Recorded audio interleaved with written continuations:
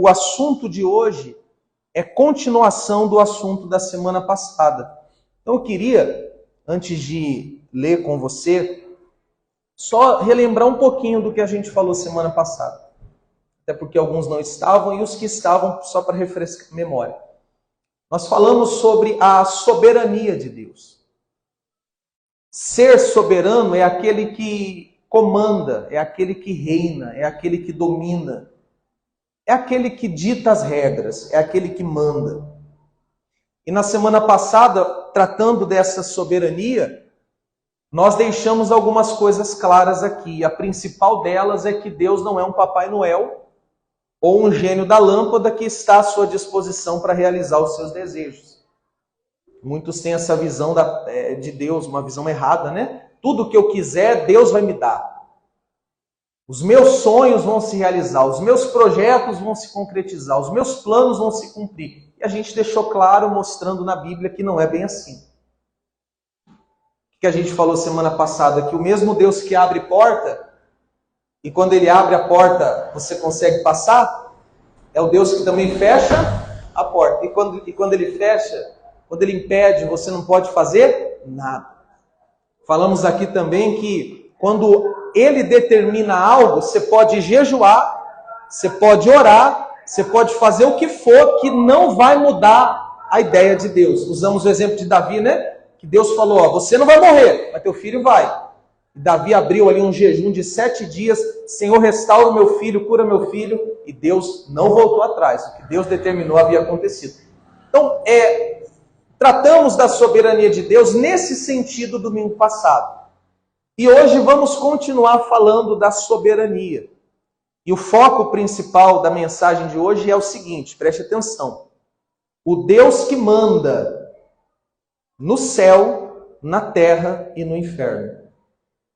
O Deus que dita as regras, o Deus que controla tudo. Lá em cima, aqui e lá embaixo.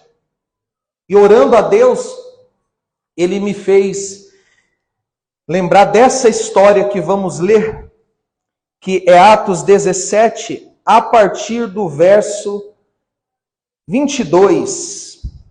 Pode ser a partir do verso 21? Paulo está pregando em Atenas, Paulo está pregando para os gregos. Atos 17, 21. Porquanto os cidadãos de Atenas, acharei Atos 17, 21. Assim como todos os estrangeiros que ali viviam, não se preocupavam com outro assunto, senão falar e procurar saber as últimas novidades. Sendo assim, Paulo levantou-se no meio da reunião do Areópago e discursou: caros atenienses, percebo que, sob todos os aspectos, sois muitíssimos religiosos. Pois, caminhando pela cidade, observei cautelosamente seus objetos de adoração e encontrei até um altar com a seguinte inscrição: ao Deus desconhecido. Ora, pois é exatamente este a quem cultuais em vossa ignorância, que eu passo a vos apresentar. Até aí, olhe para cá, para você entender todo o contexto. Paulo está pregando em Atenas. Os gregos cultuavam a centenas e até milhares de ídolos. Eles eram um povo muito idólatra. E quando Paulo chegou em Atenas, para onde Paulo olhava tinha uma imagem, uma escultura, um altar, um ídolo, um objeto de ídolo. Então, Paulo olhava para a esquerda, tinha gente adorando um deus, ou um ídolo. Olhava para frente, tinha outro adorando outro ídolo. Para a direita, tinha outro adorando outro ídolo. Ele olhava para trás, ele estava cercado de um povo que estava idolatrando a vários deuses. E Paulo achou curioso que tinha lá um altar levantado a um tal de Deus desconhecido. Eles estavam ali cultuando a um Deus desconhecido. E Paulo aproveitou aquela situação e tomou a palavra e disse assim: presta atenção, eu vou dizer a vocês quem é esse Deus desconhecido. Vocês estão adorando esse Deus desconhecido? Eu vou apresentar esse Deus a você. Então entenda, o que Paulo vai fazer a partir de agora é apresentar para os gregos o verdadeiro Deus, que era um Deus desconhecido. E você sabia que hoje o verdadeiro Deus é desconhecido? O verdadeiro Deus é desconhecido. Quando a gente começa a pregar sobre o verdadeiro Deus, tem gente que fica escandalizada. Tem gente que fala assim: não é possível, Deus não é assim. Principalmente quando a gente trata do assunto soberania de Deus. Tem gente que fala: não, esse não é o Deus que eu creio, esse não é o Deus que eu acredito. Por quê? Reforçando o que falamos semana passada, na mente da pessoa, Deus é aquele sujeito que está pronto para fazer os caprichos e vontades dela. Aí quando a gente lê sobre o verdadeiro Deus que é soberano, as pessoas falam: esse Deus eu não conhecia. Esse Deus... Tem coisas que você vai ouvir aqui hoje sobre esse Deus que você nunca ouviu em toda a sua vida. Então, o meu papel aqui nessa manhã é apresentar para você o Deus que para muitos é um Deus desconhecido. Como Paulo fez aqui. E Paulo usou esse atributo chamado soberania para apresentar esse Deus. Veja o verso 24. Olha ele apresentando Deus. O Deus que criou o universo e tudo que nele existe, repita comigo assim: é o Senhor dos céus e da terra. Mais uma vez, diga: é o Senhor dos céus e da terra. E não habita em santuários produzidos por mãos humanas. Até aí, olhe para cá. Quando Paulo vai apresentar o verdadeiro Deus àquele povo religioso, Paulo pega o seguinte atributo de Deus, a soberania, dizendo assim: pessoal, esse Deus é Senhor do céu e da terra. O que ele quis dizer com isso? Pessoal, quem manda, quem comanda, quem controla céu e terra é esse Deus que para vocês até hoje foi um Deus desconhecido. Vamos pensar um pouquinho sobre isso? Eu fiz algumas anotações, nós já vamos voltar na Bíblia. O que eu vou citar e conversar aqui com você são as nossas anotações sobre isso. Senhor do céu e da terra. Primeiro, vamos pensar no Deus que manda no céu. Deus que manda no céu. Salmo, não precisa abrir, pode anotar para ler em casa depois. Mas Salmo 91:11 vai encontrar a seguinte afirmação: o Senhor dará ordem aos seus anjos a teu respeito para que te guarde e não tropece em alguma pedra. O Senhor dará ordem. A quem? Aonde os anjos ficam? No céu. Então quem manda no céu? Deus. O que Deus mandar Miguel fazer, Gabriel fazer, seja lá quem for fazer, eles vão fazer. Porque a ordem que Deus dá lá em cima, ela tem que ser executada. Quando você lê, por exemplo, Apocalipse 12, estou citando, se você quiser anotar para ler em casa, você anota. Você vai encontrar sobre a queda de Lúcifer. Você vai encontrar que houve uma peleja no céu, uma rebelião no céu, e Satanás e a terça parte dos anjos foram expulsos do céu. Quem os expulsou do céu? Deus. Quem manda no céu? Quem controla quem entra e quem sai no céu? Deus. Então, quando houve a rebelião, Deus falou: você está expulso. Porque quem manda aqui sou eu. Quem é que manda no céu, gente? Quem controla o acesso do céu é o próprio Deus. Só que sobre Deus mandar no céu não há dúvida, todo mundo concorda. Eu só usei 2 exemplos, mas é claro que Deus manda no céu. Só que Paulo diz que ele não é só Senhor do céu, ele é Senhor da terra. E aqui entra o mais maravilhoso, o mais importante. Eu não pedi para você abrir antes, mas eu vou pedir porque é facinho também. Deixa aí, deixa marcado em Atos. Vamos ler um salmo comigo? Salmo 147. Isso aqui é muito lindo, é lindo demais, é profundo demais. Salmo 147 fala um pouco do Deus que manda na terra. O Deus que manda na terra. Salmo 147, a partir do verso 15. As versões mudam um pouquinho, mas o sentido é o mesmo. Podemos ler? Salmo 147, verso 15. Ele envia suas ordens à terra, e veloz corre a sua palavra. Ele faz cair a neve como lã, como cinza espalha a geada. Lança o granizo aos punhados. Diante de tal frio, quem pode resistir? Ele envia sua palavra e derrete o gelo. Faz soprar o vento e as águas voltam a correr. Até aí, olhe para cá. O que você leu comigo aqui? Que Deus manda na terra. Todos os objetos ou as coisas inanimadas obedecem às ordens de Deus. O que são coisas inanimadas? Água. O que mais? O fogo.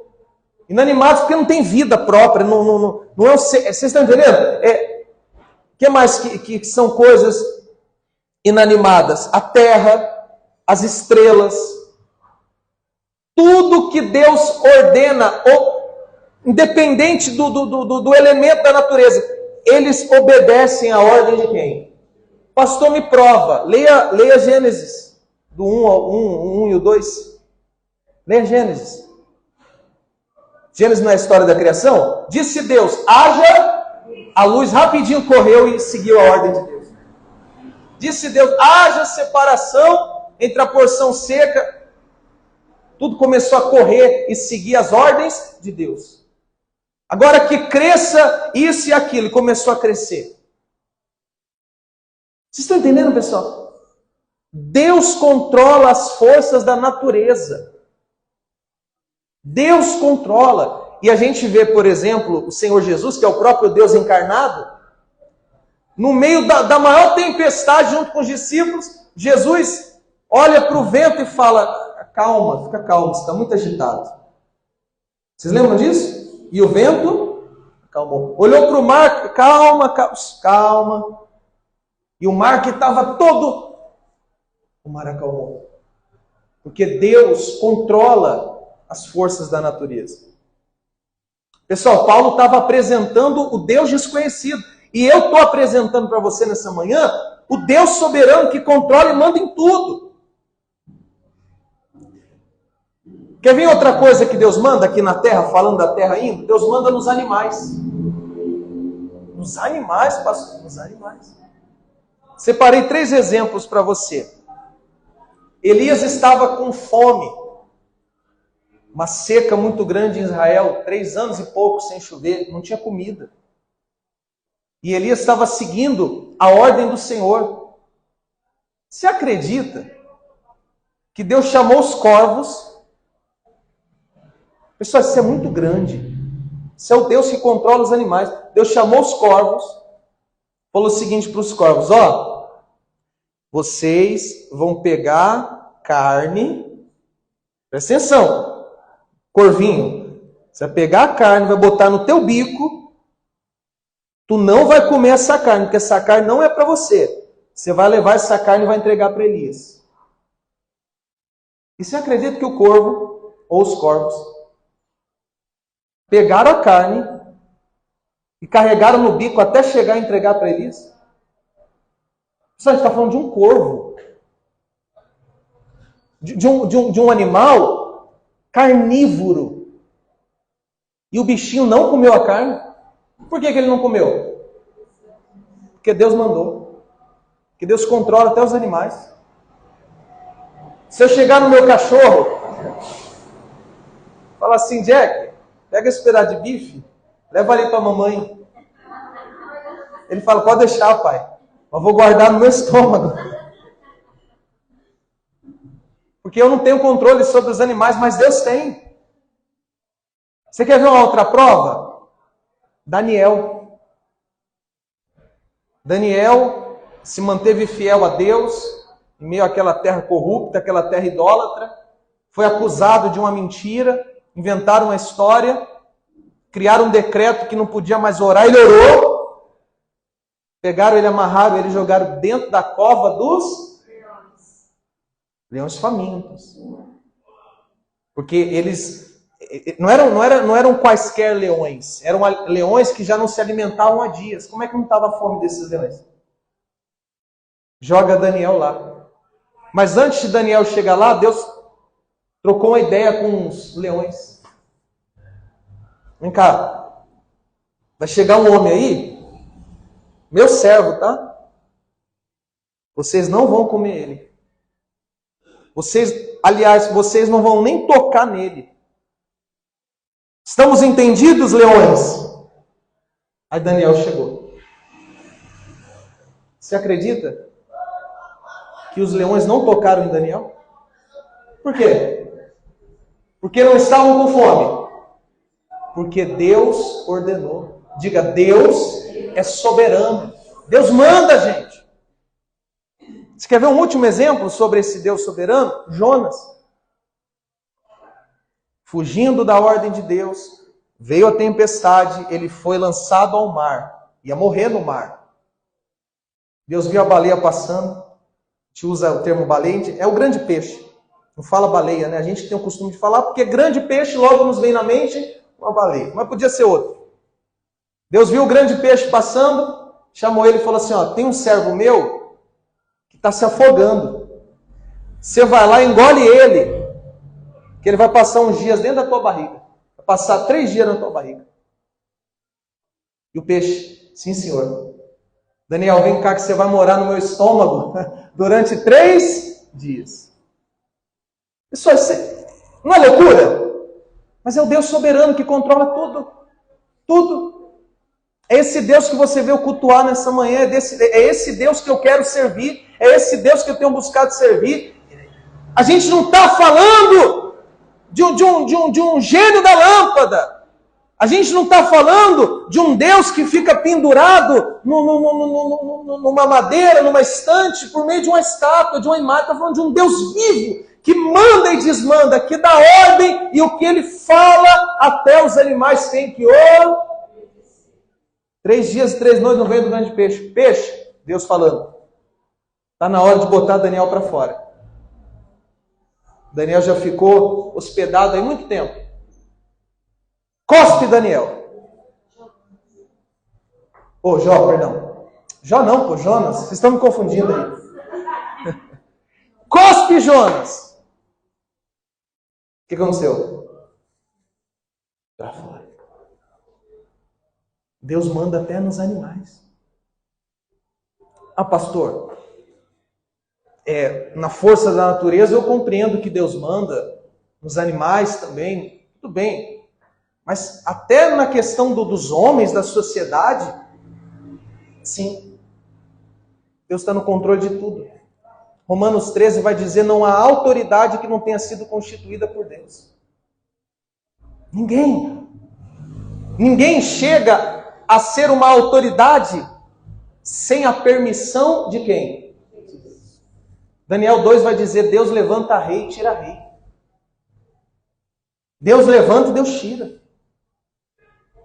Por Pessoal, você acha que esse Deus simplesmente entregou esse mundo nas nossas mãos ou na mão de Satanás e a gente ou Satanás manda e desmanda? Deus está no trono. Deus reina, Deus rege, Deus governa, Deus controla. 1 Samuel 2,8 vai dizer que Deus, Ele tanto exalta quanto humilha. Viu? Deus tem poder para exaltar, mas tem poder para quê? Para humilhar. Deus traz a vida, mas Deus também traz a morte. Você sabia que a vida e a morte estão no poder da mão de Deus? Você duvida disso? Não, pastor, eu duvido. Tem gente que leva 10 tiros na cabeça e não morre. Tem ou não tem? Vê aí. Leva tiro na cabeça, assim, ó, pá!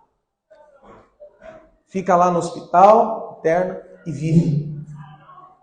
E tem gente que tropeça aqui, cai, bate cabeça e morre. Vocês estão entendendo? Deus está no controle de tudo. Gente, Deus está sentado no trono. Como que eu vou chegar diante desse Deus? Como que eu vou chegar diante desse Deus e falar, Senhor, se o Senhor não me der o que eu quero, eu deixo de servir o Senhor. Primeiro que você não serve a Deus. Se você trata a Deus assim, você não serve a Deus. Você acha que é Deus e Ele é o seu servo. Deus manda, Deus é soberano, Deus é grande, Deus é perfeito. Amém? Pessoal, é esse Deus que é apresentado neste mundo? É esse Deus que é pregado na maioria das igrejas? Mas é esse o Deus da Bíblia.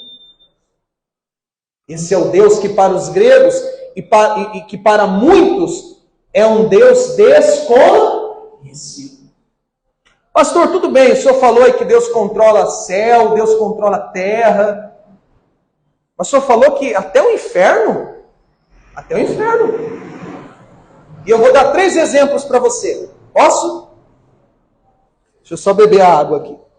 3. Jesus entra na terra dos Gadarenos. Cidade de Gadara. Tem um homem possuído por uma legião. Você conhece a história. Jesus chega e ele fala, o que temos nós contigo? Vieste nos atormentar antes do tempo? Jesus chegando na cidade, os demônios agitados. Os demônios chegam para Jesus e falam assim, se nos expulsa, permita-nos que entremos numa manada de porcos. Eles tiveram, Satanás, os demônios, a legião, teve que pedir permissão para entrar na manada de porcos. Porque o diabo não manda em nada. Se Jesus fala, vocês não vão para a manada de porco nenhum. Eles não poderiam ir. Você quer outro exemplo? Jó. Leia Jó, capítulo 1, capítulo 2. Homem íntegro, fiel, homem de Deus.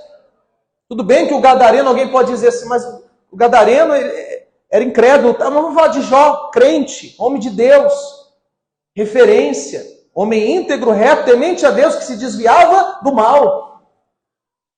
Satanás se apresentou diante de Deus e teve que pedir autorização para acessar a vida de Jó. E Deus deixou claro, você não vai matar ele. Não vai. Pessoal, o diabo não manda em nada. É bom eu falar isso para você, porque você que é de Deus, você que está em Cristo, não estou falando de você que está na igreja, estou falando de você que está em Cristo, você que é um cristão, você cuja fé está exclusivamente na pessoa e obra de Jesus. Olha aqui para mim, os problemas que você passa não é obra de Satanás, não pode ser. Porque você é de Deus. Você acha que o diabo, olha bem para mim, você acha que o diabo Vai tomar a frente de Deus e tocar na sua vida, sendo que a sua vida é dele? O diabo não tem esse poder direito nem com os incrédulos, acha que vai ter com você, que é um filho de Deus. Vocês estão entendendo, pessoal? Não tem como. Ah, fulano é crente, mas não é liberto. Fulano é cristão, mas precisa de libertação. Meu Deus do céu, olha o absurdo que é isso. Se você é cristão, você não precisa de libertação, você é liberto, lavado e remido pelo sangue de Jesus. Ah, mas eu tenho problemas, e quem é que não tem, meu Deus do céu? Vamos conversar 30 minutos aí você, só que em vez de você contar os seus problemas, eu conto os meus? Então tira isso da sua cabeça. Ah, porque eu estou com essa dor no corpo, é Satanás. Ah, porque eu estou com esse problema no casamento, é o diabo. Porque eu estou... Pessoal, tira a tua cabeça, para de olhar para baixo e olha para onde? Porque a gente serve ao Deus que está sentado no trono. É claro que se você é um incrédulo, ainda que dentro da igreja você não tem compromisso nenhum com Deus, aí você está abraçado com o diabo e não tem o que fazer. Tem que falar a verdade. Mas eu estou falando com os cristãos. Satanás não pode fazer nada contra você, a não ser que por uma devida permissão de Deus, por um propósito de Deus, Satanás tenha acesso por um tempo a alguma área da sua vida. Mas tudo isso está no controle de quem? De Deus. Porque a vida de Jó estava no controle de Deus. Tanto é que no final da história, Deus restituiu 2 vezes mais tudo aquilo que ele havia perdido. Porque Deus sempre esteve no controle. E concluindo a questão do Deus que manda até em Satanás, se você ler Apocalipse 20, 21, não precisa abrir agora, mas só a gente leu isso quarta-feira. Você vai ler que no final de tudo, após o juízo final, olha para mim aqui, ó, a morte, a besta, o falso profeta, Satanás e o inferno vai ser lançado no lago de fogo, lago que arde como fogo e enxofre. E por toda a eternidade eles serão punidos. Quem vai punir? Quem vai punir lá no inferno? Quem vai punir os outros lá no inferno? Satanás? Satanás vai estar sendo punido também. Quem vai punir os que estiverem no lago de fogo? Abre a boca, pode falar, não tenha medo não. É o próprio Deus que vai derramar a sua ira sobre este local chamado lago de fogo e enxofre, e essa ira vai punir por toda a eternidade Satanás, o falso profeta, a morte, a besta e todos aqueles cujo nome não estiver inscrito no livro da vida. O problema do incrédulo não é o diabo. O problema do inferno não é o diabo. O problema do inferno é que a ira de Deus será derramada ali, no lago de fogo. Quando Jesus veio a este mundo para morrer numa cruz, ele não veio para salvar você do diabo. Eu vou falar. Vocês estão preparados para ouvir? Eu disse que vocês iam ouvir coisas que vocês nunca ouviram a respeito desse Deus. Jesus não veio ao mundo para te salvar do diabo. Jesus veio ao mundo para te salvar do próprio Deus. Sério, pastor? Sim. Porque por conta do nosso pecado, a nossa natureza corrupta, Efésios 2:1 vai dizer que nós éramos destinados à ira. Estava todo mundo perdido. Estava todo mundo indo para o inferno. Estava todo mundo indo para o lugar que seríamos todos castigados pela ira de Deus. Aí Jesus vem como substituto da humanidade. Jesus é esmagado por Deus, porque quem... Ah, pessoal, eu vou falar. Não se assuste, não. Quem matou Jesus foi o próprio Deus, e a gente já pregou sobre isso. Ao Senhor agradou moê-lo. O Senhor o fez enfermar. O Senhor derramou na cruz a sua ira para que aqueles que creem em Jesus fossem salvos dessa ira.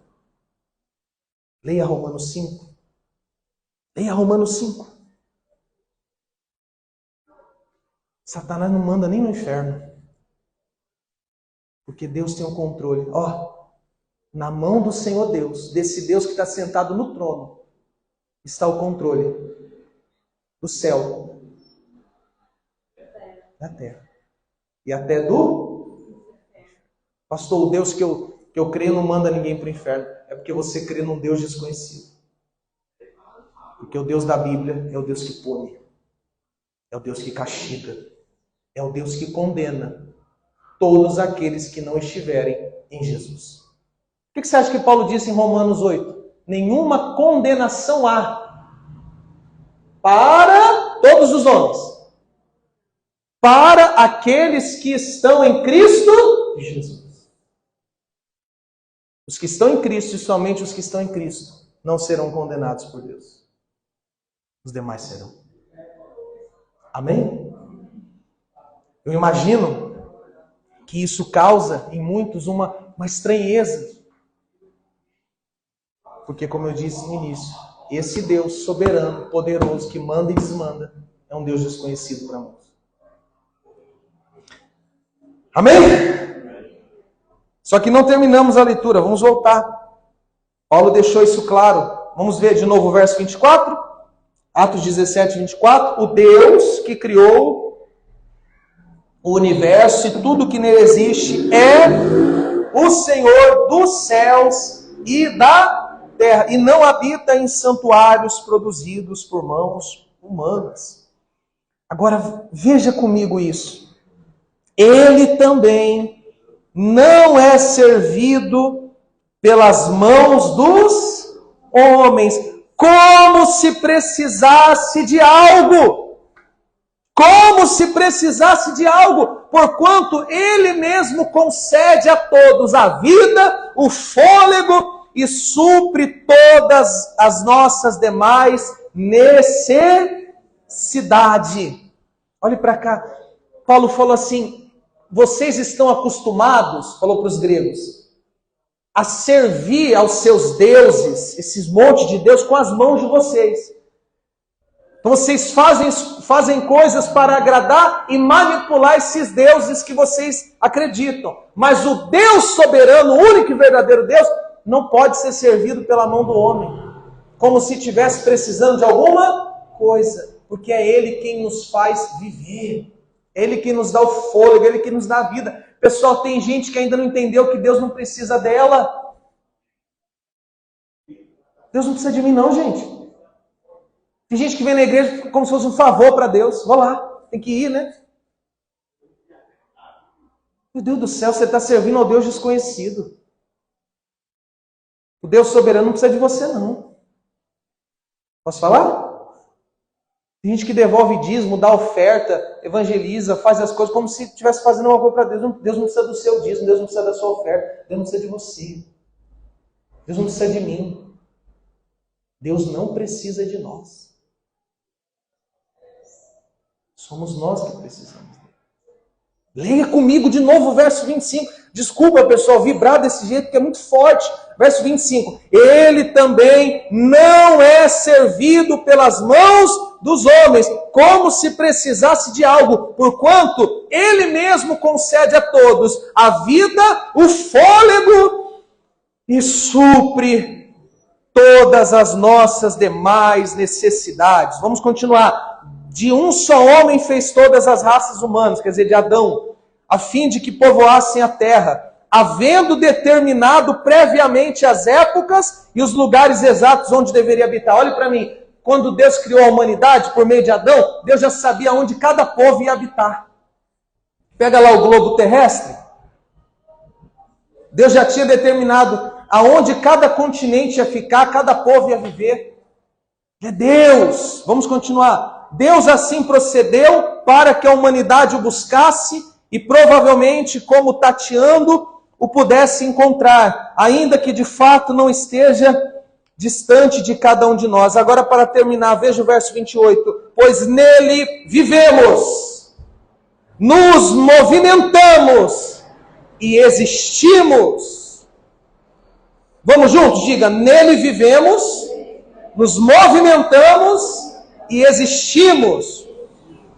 como declararam alguns de vossos poetas, porquanto dele também somos descendentes. Portanto, considerando que somos geração de Deus, não devemos acreditar que a divindade possa ser semelhante a uma imagem de ouro, prata, pedra, esculpida pela arte e imaginação humana. Até aí a leitura.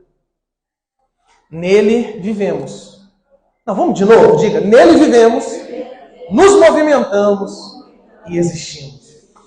Sabe o que significa isso? A gente depende totalmente de Deus para viver, para se movimentar e para existir. Respira aí. Qual o nome disso? Qual o nome disso? Misericórdia. Não, pastor, é ar, é oxigênio. O nome disso é misericórdia. As misericórdias do Senhor é a causa de estarmos vivos. Elas se renovam a cada manhã. Pessoal, eu estou aqui ainda, tá? Você que está assistindo pelo Instagram, vai embora não. Porque eu vim um pouquinho para frente. Tem alguém aqui que está de cadarço? De tênis com cadarço? Se o seu cadarço desamarrar, você vai precisar baixar para amarrar. Você precisa de Deus para baixar. Você precisa de Deus para amarrar o cadarço. Tem gente que acha que só precisa de Deus para milagres, para coisas extraordinárias. Levanta aí. Pode sentar de novo. Você levantou? Você sentou? Você precisou de Deus para levantar e para sentar. Está escrito aqui, nele vivemos, nele nos movimentamos, nele existimos. Para de achar que você é alguém diante de Deus. Para de achar que você tem méritos diante de Deus. Comece a se colocar diante de Deus como você é. O que eu sou, pastor? Nada! E eu estou me incluindo. Mas como a gente leu, ele está perto da gente. E se tratando daqueles que estão em Cristo Jesus, ele está dentro da gente. Apesar da sua soberania, da sua majestade, ele está conosco, ele está em nós. Amém? Então, eu quero concluir essa mensagem e orar ao Senhor, trazendo essa reflexão. Muitos pensam que esse mundo, que a terra, que a vida foi abandonado por Deus. E eu quero dizer que Deus está no controle de tudo. Quantos fios de cabelo tem na sua cabeça? Os carecas não levam a mal não, tá? Quantos fios de cabelo tem na nossa cabeça? Mas Deus sabe. Quantas estrelas tem no céu? Mas Deus sabe e sabe o nome de cada uma delas.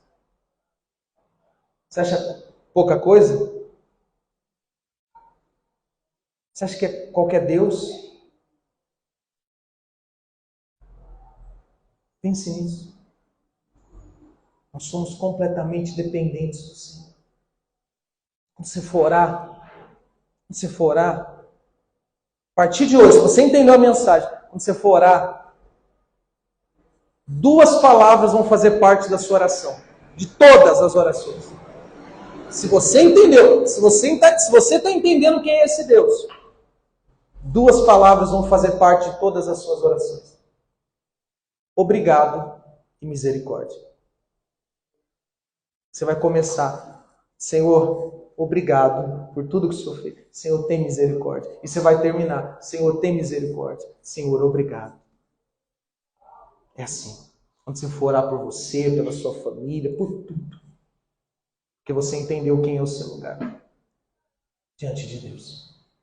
Amém? Vamos ficar de pé agora para valer. Eu quero fazer uma oração de humilhação diante de Deus, de louvor a Deus, de gratidão a Deus. Quero pedir a Deus junto com vocês que Ele nos ajude, sabe o que, pessoal? A nos libertar de tanta coisa errada que a gente ouviu a respeito desse Deus. Muitos de nós como diz a minha esposa, eu gosto muito dessa frase que ela usa. Muitos de nós, por muito tempo, ouvimos sobre um Deus domesticado. Sabe o que é um Deus domesticado? Animalzinho de estimação, que a gente dá ordem. Poxa, tem tanta coisa na tua cabeça, na minha cabeça, no nosso coração, que a gente aprendeu errado, que a gente tem que se libertar. E só o Senhor pode nos ajudar. Pode não, Ele já tem nos ajudado. Porque muitos de vocês têm aprendido o verdadeiro Evangelho. E hoje têm servido o verdadeiro Deus. Fechemos os olhos. O que falar, Senhor?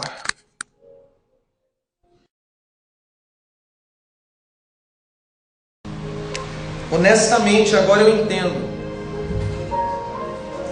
o porquê que o publicano